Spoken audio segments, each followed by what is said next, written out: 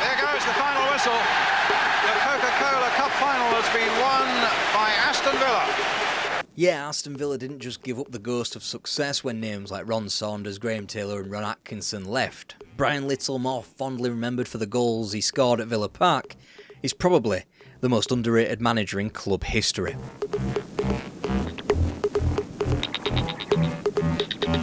Aston Villa effectively had the choice of two former players who were doing pretty remarkably in their new lives as football managers come the early wintry months of 1994.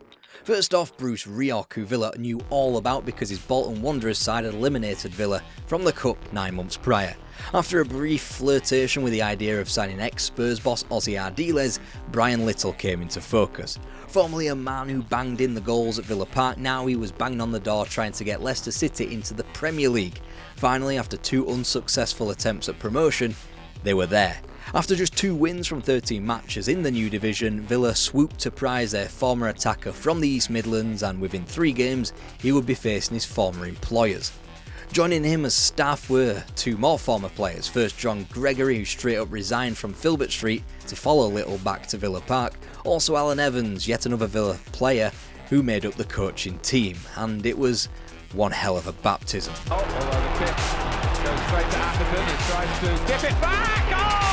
A sensational goal! Oh, super goal! 4-1. Again, Pilot to change the bumper, and a goal for Southampton. And finally, with that first win over Chelsea, it appeared as though the dust had settled and Brian Little was going to restore some normalcy to the second city. Although as we entered 1995, it still appeared as though the new manager was still figuring out his team. For one, Guy Whittingham was a make-weight for the deal to bring Ian Taylor into the fold, whilst Gary Charles and Tommy Johnson both joined from Derby County. The rot had been quickly stopped and soon transformed itself into a nice little run. Points were gained at Main Road and at home to Leeds, Barnsley defeated in the Cup before 3 league fixtures were impressively won on the trot. Aston Villa were now troubling the top half of the table and were seemingly ready to make a dent in the FA Cup, with a return to Main Road in the 4th round. It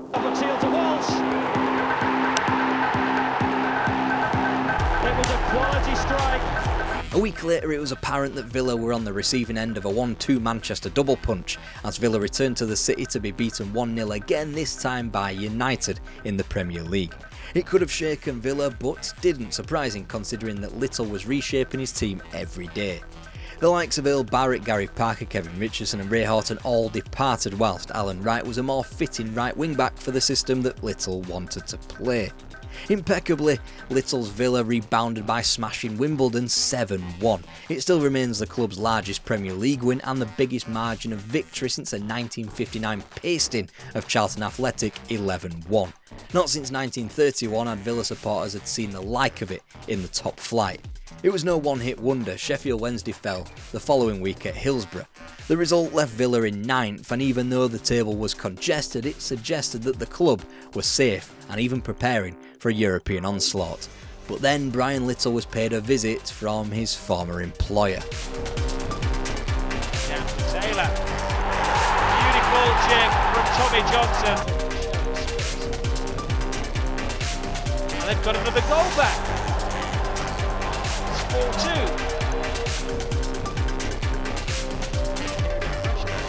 Really taking everything into account. Wasnich skips out Parker's shot, but not the rebound. This could be the final chance of the game. But it's 4-4. What an amazing finish.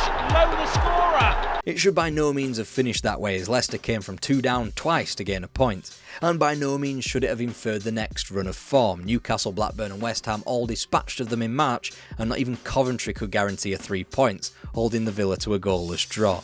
They were incredibly fortunate to walk away from Portman Road and a doomed Ipswich Town with 3 points and a sketchy 1-0 win, but that karma was quickly rebalanced as Villa failed to score from the next 4 fixtures, gaining just 1 point. The balance simply wasn't there yet for a sustained run of form. Little had flip-flopped between defensive and attacking styles of play and was found out again and again. So much so that Villa were beaten at Elland Road in late April and faced 3 matches to save their Premier League status.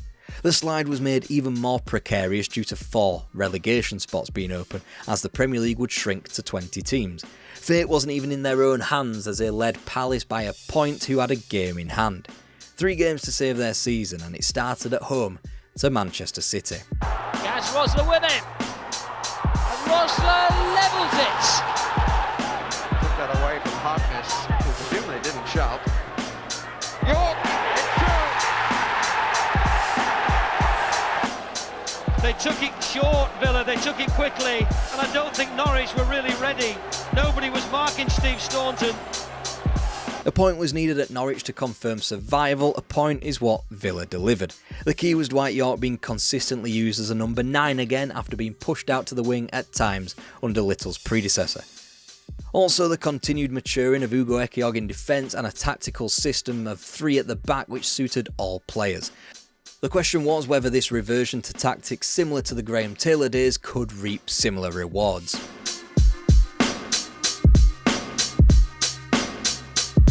The manager noted 3 weak areas and targeted them, wrapping up business nice and early to bring in his central defender, Gareth Southgate from Crystal Palace, his third midfielder, Mark Draper, and a striker to play alongside Dwight York, Partizan Belgrade's Savo Milosevic.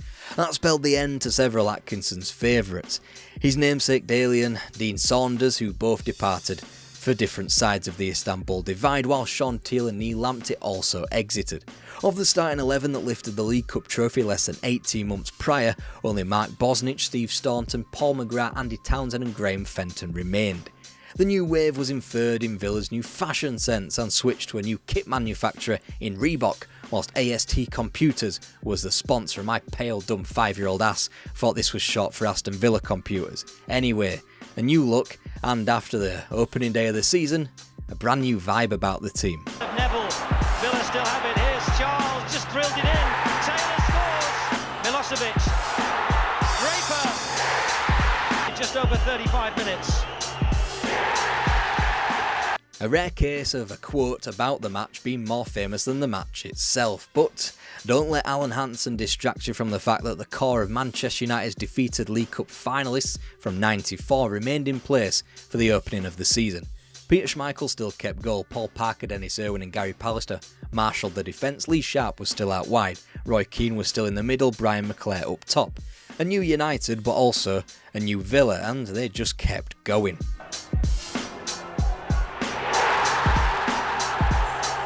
to that favoured left foot, good ball in, and a flick header and a goal.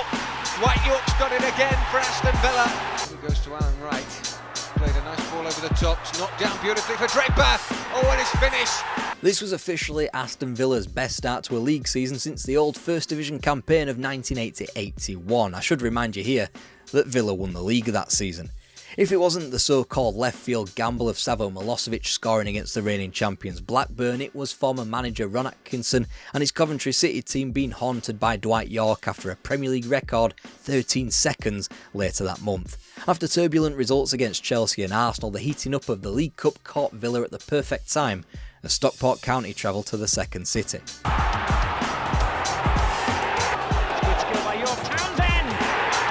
By the time QPR fell in the fourth round and Villa still kept purring in the league, proof that football fans would find anything to moan about was discovered with anger, that Savo Milosevic had yet to register a goal at home.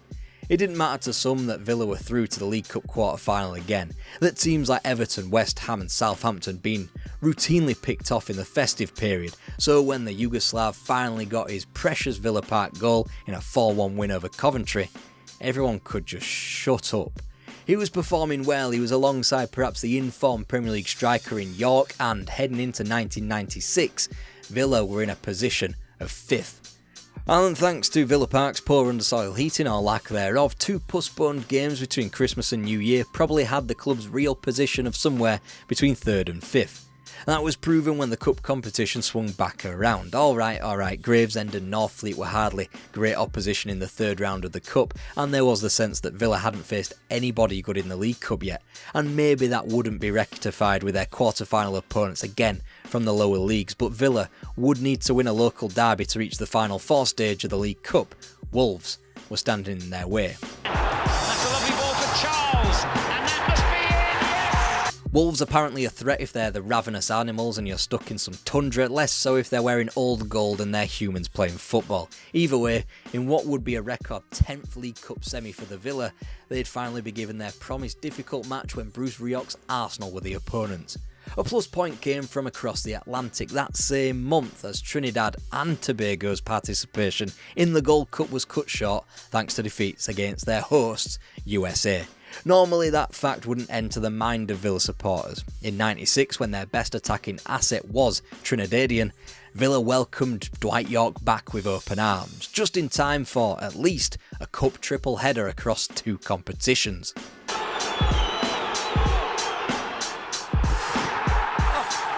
cool can you be? It's likely to have a pop. Got a couple of those, and Draper is the man on the mark. Chapter on the 2, and it's not over yet. And they've scored! They might come to him. It has indeed. And Villa go through the Wembley. A match date confirmed in the FA Cup away to Nottingham Forest and away goals triumph in the League Cup ensured a hectic March will be capped off with a trip to Wembley to meet Leeds. Sadly, their Yorkshire opponents had barred a repeat of the 1963 final for the Villa against the Blues. With players dropping like flies, Brian Little raided his former employer for an attacking option. It was Julian Joachim who went straight into the lineup, where he scored his first goal at home to reigning champions Blackburn, which just so happened to be Villa's 4,000th home league goal. Triumphs of equal magnitude over Sheffield Wednesday and QPR followed in attacking masterclasses. It all gave Villa an enormous shot in the arm ahead of a cup quarter-final trip across to the City Ground. It wouldn't be easy, a tough opponent combined with a struggle to cobble together 11 players thanks to injuries to Southgate, Staunton and Johnson, suspension for Townsend and a new signing Joachim being cup-tied. March was only getting more hectic with each passing day. Now the month would be ended with a trip to a neutral Old Trafford to meet Liverpool in the FA Cup semi-final. Placed almost perfectly equidistant between the 3 cup ties was the big one, the League Cup final. Between the FA Cup successes and the trip to Wembley, Villa fulfilled 2 league fixtures in a distracted manner with the continued selection headaches owing to injury and picked up just a point. Brian Little, though, would be able to summon his strongest lineup for Wembley and Leeds. Villa with another attack. Savo Milosevic. Oh, a terrific goal! The field, but the other is gone. And it's a goal! In a bit of space here. Pemberton trying to hold him up. If he gets it onto that left foot, it could be trouble. And it's Dwight Yorke! And it's another one! 3-0. For Ron Atkinson, 2 years prior, winning this trophy felt like the pinnacle of his time at Villa Park. For Brian Little in 1996, it could well have been a marker for the remainder of the millennium, which sounds grander than it really was. The new millennium was only 4 years away, but still, a marker. There was 1 week between the previous enormous landmark in this season and the next one, Liverpool, a team who had Villa's number all season in the FA Cup. Redknapp takes. Fowler's there. It's scored. Saunders header. It's Robbie Fowler. It's him again. 3 in support of him. McManaman. McAteer. It's 3.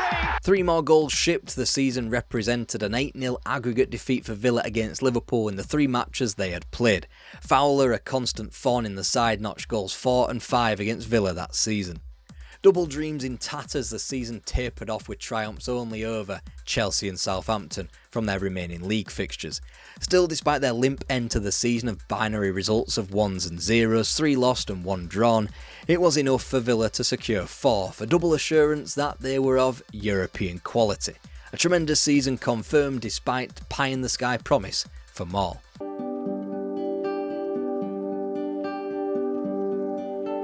After a season that I have to call barnstorming, what next? Well, Brian Little, armed with the power that a new contract brought him, wasted little time in getting more signings over the line.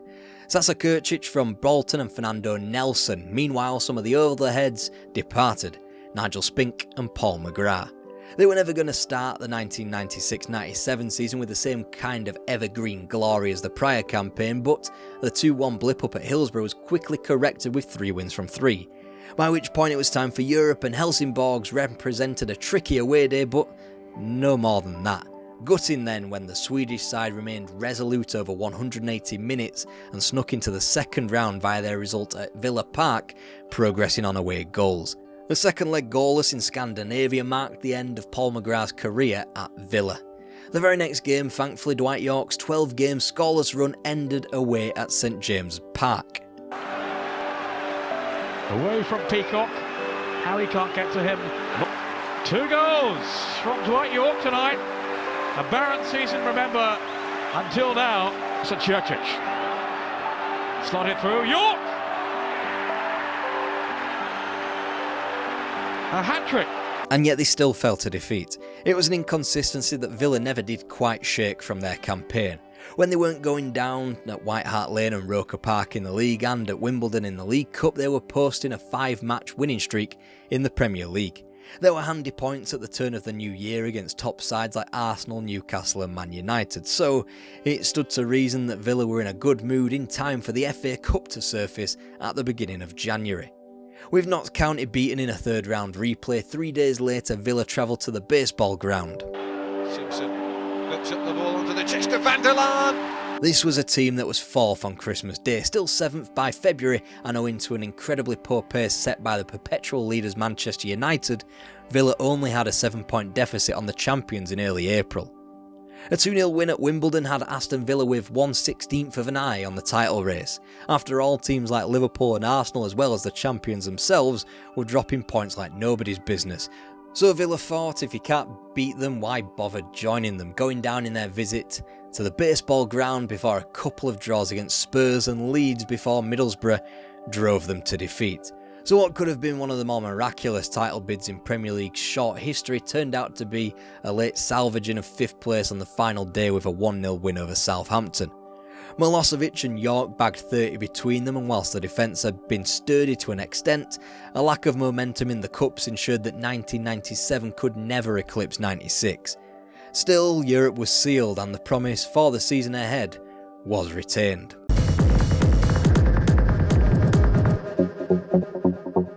Aston Villa were not messing around. Stan Collimore's signature was acquired for a staggering £7 million from Liverpool. The record transfer fee broke for a talent that was still very much on an upward trajectory, and with the promised return of Europe, there was the potential for Villa to be back in a big way. Half-time, a cross from Steve Guppy, a header from Leicester's Ian Marshall. But a nightmare for Villa as Chris Sutton wreaked 20 minutes of havoc with his first hat-trick since 1994. But even he had no chance against a brilliant left-foot shot from John Beresford. 22 yards out, 1-0 to Newcastle, in front after just 6 minutes. And yet by September, all that goodwill and optimism had been spaffed up against the wall. They'd eventually find their league solace in the form of Yorkshire, Barnsley and Leeds both beaten, but the true kickstarter to Villa's 1997-98 campaign was a long-awaited European tour, and this one would not be a false starter like it had been in 1990, or 94, or 96, or 97. Stan Collymore, close to a precious away goal for Aston Villa. So a goalless draw in France. In behind Glenay, Charles with a cross. It's a goal! Milosevic! There were frequent chances at both ends, but the deadlock was never broken. 0-0 was still a positive outcome for Aston. That's good work by Milosevic. Yorke in the middle and Taylor.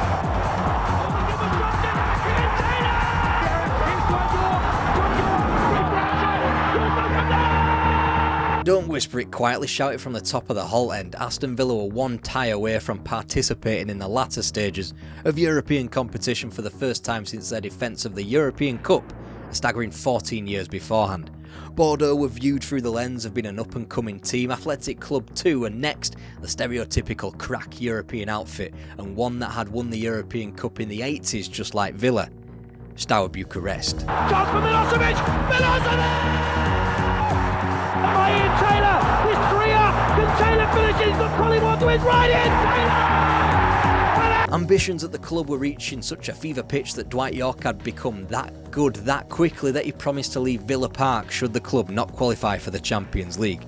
Back then it meant finishing in the top 2. Perhaps a trophy via the UEFA Cup would help change his mind. After all, there was actually virtually zero chance of him getting a silverware out of the domestic cups.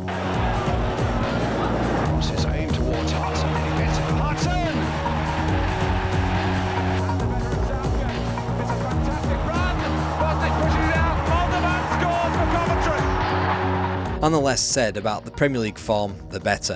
In 1998, Villa had won one of 6 league fixtures available to Brian Little, a 1-0 win on their travels to Derby's shiny new Pride Park.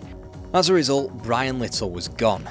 Come February, there was the very real possibility that Aston Villa were in a relegation conversation alongside other teams that really ought to have known better, Spurs and Everton. In the end, John Gregory was promoted from assistant manager and his reign began with a victory over Liverpool. The perfect lead-in then for the return of Europe and the challenge of Atletico Madrid in the quarter-finals of the UEFA Cup. It's Vieri with the spot kick for Atletico Madrid. Oh, he scored! What a great effort! Ball forward, and there might be something for Atletico here. Kostic is out. Caballero, it's in. That's the goal they wanted. York plays back to Taylor. Yes! Ian Taylor by Hendry, who's having a fine match now. Collymore. Yes! Oh, what a goal! Crushingly, the pipe dream of European success returning to Villa Park had been squashed again for another season. However, Villa could hold their heads high with the fact that they had performed as well as they had ever done on the continent, with the one exception of course being 1982. In the end, relegation needn't be feared. Gregory commanded 8 wins from his final 10 league matches in charge of the club, and despite sales to key figures like Stan Collymore and Dwight York, that form continued right through until Christmas. 1999, a year now well known for Manchester United and Dwight York's all-conquering treble, actually began with Villa top of the league. Unfortunately, the fairy tale, as it had become in a world of increased money and managers like Sir Alex Ferguson and Arsene Wenger, was crushed quickly thereafter. But there would be one final flourish and, fittingly, Aston Villa helped close out the old Wembley Stadium in the FA Cup final. Zola to say. In towards their side. James lost it. It's hooked into the net by Roberto Di Matteo. That meek attempt at winning a trophy would inform the majority of the 21st century for Aston Villa and their supporters. For every Martin O'Neill or Unai Emery, there are a bunch of Tim Sherwood, Steve Bruces and Remy Gards. Villa's wait for a trophy continues now at 29 years since Brian Little delivered the League Cup of '96, but it hasn't always been this way. These videos are proof.